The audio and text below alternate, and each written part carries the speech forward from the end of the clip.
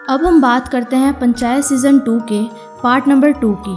तो जिन्होंने भी पार्ट नंबर 1 इस चैनल पर नहीं देखा तो उसका लिंक मैंने डिस्क्रिप्शन में डाल दिया है, वहाँ पर एक बार जाकर चेक कर लीजिए।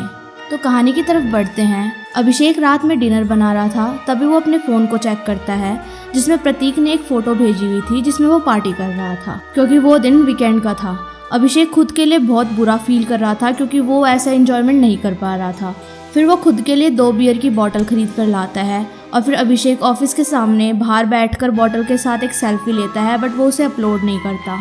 रात को तो वो पीकर सो जाता है और अगले दिन वो 2 बजे सोकर उठता है और देखता है उसने तो ऑफिस का दरवाज़ा रात भर खुला ही छोड़ दिया था और डर जाता है ये देखकर कि ऑफिस का मॉनिटर चोरी हो चुका था। फिर अभिषेक प्रधान को कॉल करता है और प्रधान विकास के साथ ऑफिस में आता है। फिर प्रधान अभिषेक पर बहुत चिल्लाता है और गुस्सा करता है कि अभिषेक इतना लापरवाह कैसे हो सकता है। अब उसे अभिषेक पर बिल्कुल भी भरोसा नहीं था और वो उसे कहता है कि जाकर बाजार में एक नया रूम ढूंढ ले। और फिर वो लोग पुलिस स्टेशन जाते हैं और कंप्लेंट लिखवाते हैं। और वो ऑफिसर इस केस को लेकर कुछ ज़्यादा सीरियस लग नहीं रहा था क्योंकि वो सोच रहा था सिर्फ एक मॉनिटर ही तो है। और वो कहता है जाकर एक बार खेत कूद में चेक कर लो क्योंकि चोरी का सामान ज़्यादातर खेत में ही छोड़ आते हैं। अभिषेक गुस्से में कहता है कि आप अपना काम कीजिए, ज़्यादा सलाह मत दीजिए। और वो ऑफिसर फिर अभिषेक को ही ताना मारने लग जाता है कि भाई तूने तो 2 ही बॉटल पी थी तो क्या इतनी चढ़ गई तेरे को, और ऐसे बोलता है कि ये सब सिर्फ तेरे वजह से ही हुआ है, तेरे को किसी ने ड्रिंक करने के लिए कहा था क्या। और वहाँ पर लोग फिर उन्हें शांत करवाते हैं। फिर पुलिस स्टेशन से निकलते वक्त अभिषेक प्रहलाद को कहता है कि मैं तो अपने लिए रूम ढूंढने जा रहा हूँ। फिर प्रहलाद अभिषेक को कहता है कि प्रधान जी की बातों को दिल पर मत लीजिए, वो तो ऐसे ही हैं, और उसे गांव चलने को कहते हैं। फिर अभिषेक ये देखता है कि हर किसी को पता चल जाता है कि मॉनिटर चोरी हो चुका है और बार बार उससे पूछा जा रहा है, तो वो परेशान हो जाता है। फिर अभिषेक नए मॉडल का दाम ऑनलाइन चेक करता है जो कि बहुत ज़्यादा लग रहा था। फिर पुलिस ऑफिसर इन्वेस्टिगेट करने आता है और अभिषेक से बहुत बेतुके सवाल पूछता है कि आपने कितनी पी थी, कहाँ बैठकर पी थी। ये सब सुनकर अभिषेक गुस्सा हो जाता है। ऑफिसर अंदर जाता है और अभिषेक की कैट की बुक्स देखता है और ये जानकर कि अभिषेक ने सिर्फ 2 बॉटल ही पी थी, ये सोचने लगता है कि सिर्फ 2 बॉटल पीने से किसी की हालत इतनी कैसे ख़राब हो सकती है कि उससे दरवाज़ा ही खुला छोड़ दिया जाए, और सोचता है कि शायद अभिषेक ने ही चोरी करी होगी। प्रधान इस बात को नहीं मानता और बोलता है कि अभिषेक कभी भी ऐसा नहीं कर सकता। फिर पुलिस वाला बोलता है कि अभिषेक अभी कैट की तैयारियां कर रहा है और उसे पैसों की थोड़ी भूख है, इसलिए पैसों के लिए ही उसने मॉनिटर चोरी किया है। इंस्पेक्टर फिर से अभिषेक से पूछताछ करता है कि आपने रात को ड्रिंक किया ही क्यों था। फिर अभिषेक गुस्से में बोलता है कि मेरे को बहुत स्ट्रेस था और मेरा मूड ऑफ था और मैं थक चुका था इस बोरिंग लाइफ से, कि भाई सारा दिन तो काम करना पड़ता है, फिर बाद में 4 घंटे पढ़ना पड़ता है और ऊपर से पूरी रात इलेक्ट्रिसिटी नहीं रहता और लोग यहाँ पर सिर्फ काम के लिए आते हैं, उसके बाद कोई नहीं रहता और उसकी कोई सोशल लाइफ नहीं है, इसलिए उसने ड्रिंक किया था क्योंकि वो अकेला था। इंस्पेक्टर फिर भी अभिषेक की बातों को नहीं मानता और उस पर ही शक करता रहता है और प्रधान इंस्पेक्टर को कहता है कि अभिषेक लापरवाह है पर चोर नहीं। उस रात प्रधान को अभिषेक के लिए बहुत बुरा लग रहा था और कुछ खाना पैक करके अब उसके पास चला जाता है और चारों बैठकर बियर पीते हैं और एंजॉय करते हैं और प्रधान सबके साथ एक सेल्फी भी क्लिक करता है। फिर अगले दिन वो चुराया हुआ मॉनिटर कोई अभिषेक के ऑफिस के बाहर छोड़ जाता है और उसके अंदर एक नोट भी छोड़ जाता है जिसमें लिखा था कि उस चोर को लगा कि ये टीवी है। अभिषेक दुकान में एक फ़ोटो क्लिक करवाता है और उसे कहा जाता है कि तू कल सुबह आकर 11 बजे फ़ोटो लेकर चले जाना। अभिषेक और विकास का 2 लड़कों के साथ झगड़ा हो जाता है क्योंकि वो दोनों लड़के अभिषेक की बाइक पर बैठ रहे थे और अभिषेक को गुस्सा आया और वो कहता है कि मेरी बाइक पे मत बैठना वरना बाइक गिर जाएगी, पर दोनों इस बात को नहीं मानते और उल्टा उसी पर गुस्सा होने लग जाते हैं और उल्टी उल्टी बातें करने लग जाते हैं। और फिर वो लड़का कॉल करके अपने छपरी दोस्तों को बुलाता है ताकि वो अभिषेक और विकास को पीट सके। तब फिर अभिषेक थोड़ा नर्वस हो जाता है और डर जाता है और वहाँ से जाने का सोचता है। फिर उस आदमी को दुकानदार से पता चलता है कि अभिषेक कल सुबह 11 बजे अपनी फ़ोटोज़ लेने आने वाला है, तो वो लड़का अभिषेक को कहता है कि फिर मिलते हैं 11 बजे, तैयार रहना। अभिषेक विकास को इन फालतू झमेलों में ना पड़ने के लिए कहता है और विकास कहता है कि हमारा कोई आत्मसम्मान है। और ऑफिस पहुंचकर विकास प्रधान को कॉल करता है और अभिषेक कहता है कि इन बातों को ज़्यादा मत खींचो। फिर विकास कहता है अभिषेक को कि तुम उनकी धमकियों से डर गए हो शायद। फिर अभिषेक अगले दिन 11 बजे नहीं बल्कि 2 बजे जाता है अपनी फ़ोटोज़ दुकानदार से लेने। फिर वो दुकानदार उसको कहता है कि उन आदमियों ने आकर यहाँ तुम्हारी फ़ोटोज़ डिलीट कर दी है। और उसी रात वो दोनों लड़के अभिषेक को कॉल करते हैं और अभिषेक को धमकाते भी हैं। अभिषेक गुस्से में उन दोनों को चैलेंज कर देता है और दोनों कल मिलने का प्लान बनाते हैं। फिर अभिषेक, प्रधान, प्रहलाद और विकास के साथ पूरे तैयार होकर गॉगल्स वॉगल्स पहनकर निकलते हैं और वहां पहुंचकर प्रधान उनको अपनी राइफल दिखाकर डराने लगता है, पर गुंडे समझ जाते हैं कि राइफल तो नकली है और प्रधान को धक्का दे देते हैं।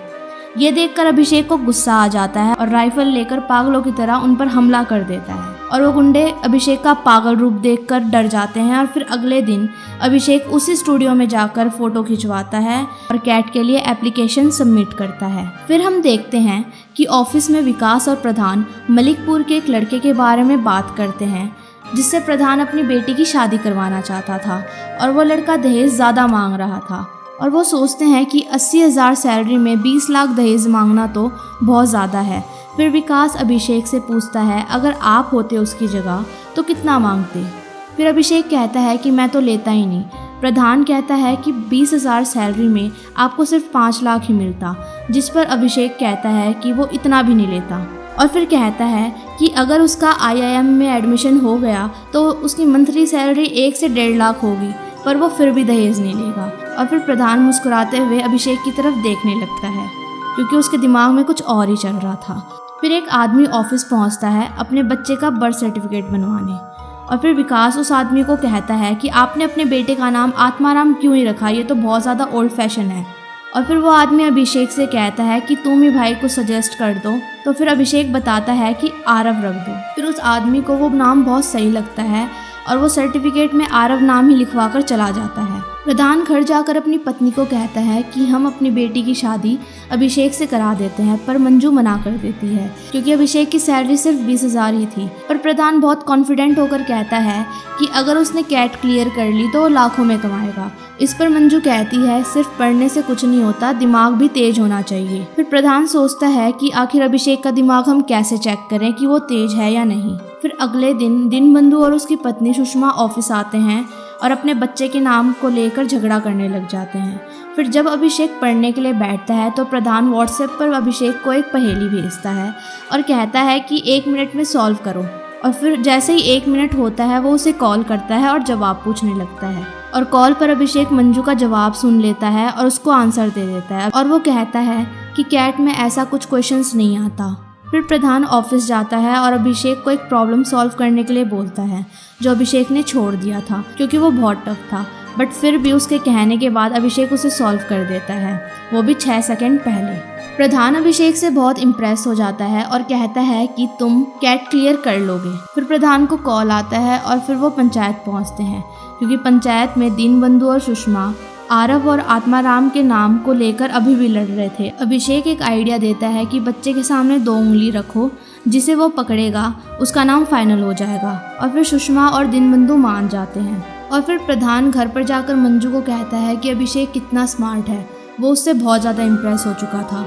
पर मंजू नहीं मानती और अपनी लड़की का मलिकपुर वाले लड़के से ही शादी कराना चाहती थी। फिर प्रधान अपनी बेटी के साथ भी वही टेक्निक यूज़ करता है ताकि वो अभिषेक और मलिकपुर वाले लड़के में से एक चुनवा सके। रिंकी जो सोई हुई थी और नींदों में थी, तो प्रधान अपनी दोनों उंगलियां रिंकी के पास रखता है और उसे कहता है कि किसी एक को चुनो। फिर वो अभिषेक को ही चुनती है, जिससे प्रधान खुश हो जाता है। फिर हम देखते हैं कि सुषमा और दीनबंधु का छोटा बच्चा आरव नाम को ही चूज़ करता है, जिससे सुषमा नाराज़ होकर चली जाती है।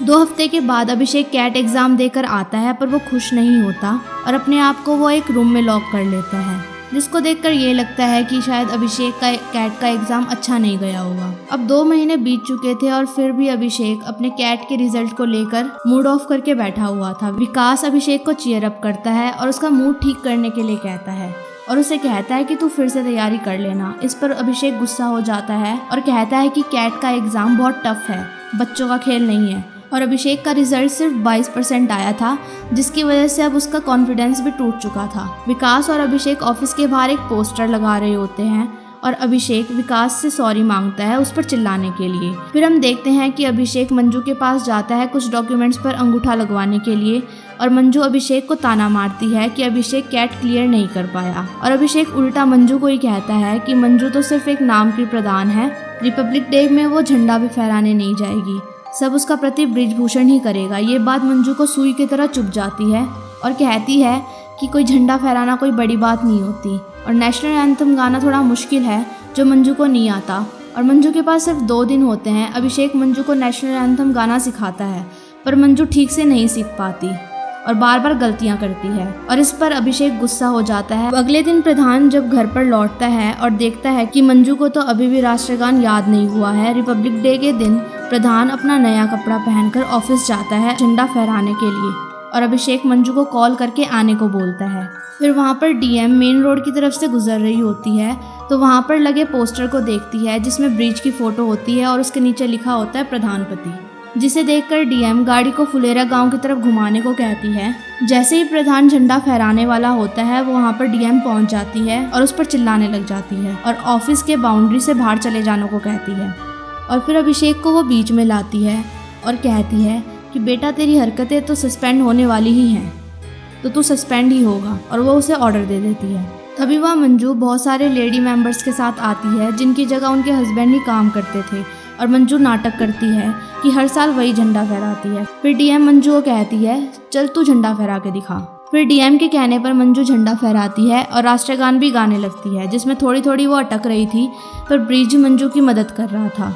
फिर ये सब देखकर डीएम समझ जाती है कि मंजू अपने पति को बचाने के चक्कर में है और राष्ट्रगान खत्म होने के बाद डीएम मंजू को कहती है कि अब से तू ही काम करना और सब काम तू ही संभालना। अगर तुझे कुछ नहीं आता तो अपने पति से मदद मांगना। और जाने से पहले अभिषेक का सस्पेंशन भी कैंसिल कर देती है। अगले दिन अभिषेक अपने दोस्त प्रतीक को कॉल करता है और कहता है कि उसे फिर से कैट की तैयारी करनी चाहिए, जिसके लिए उसे 1 साल और फुलेरा में रहना पड़ेगा।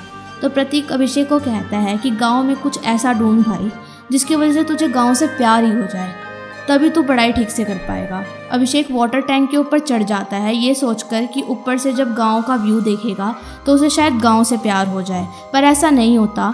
तभी उसे एक लड़की की खांसने की आवाज़ सुनती है और फिर जब अभिषेक उस लड़की को देखता है तो वो प्रधान की बेटी रिंकी निकलती है और अभिषेक यही सुनकर मुस्कुराता है कि शायद रिंकी की वजह से ही अभिषेक को गांव से प्यार होने लग जाए। इसी के साथ पंचायत सीज़न 1 यहीं पर ख़त्म होता है। और अगर आप लोगों को वीडियो पसंद आई तो वीडियो को लाइक करें, चैनल को सब्सक्राइब भी करें और ऐसी ही मूवीज़ वेब सीरीज़ के एक्सप्लेनेशंस के लिए हमारे चैनल के साथ बने रहें। Thank you.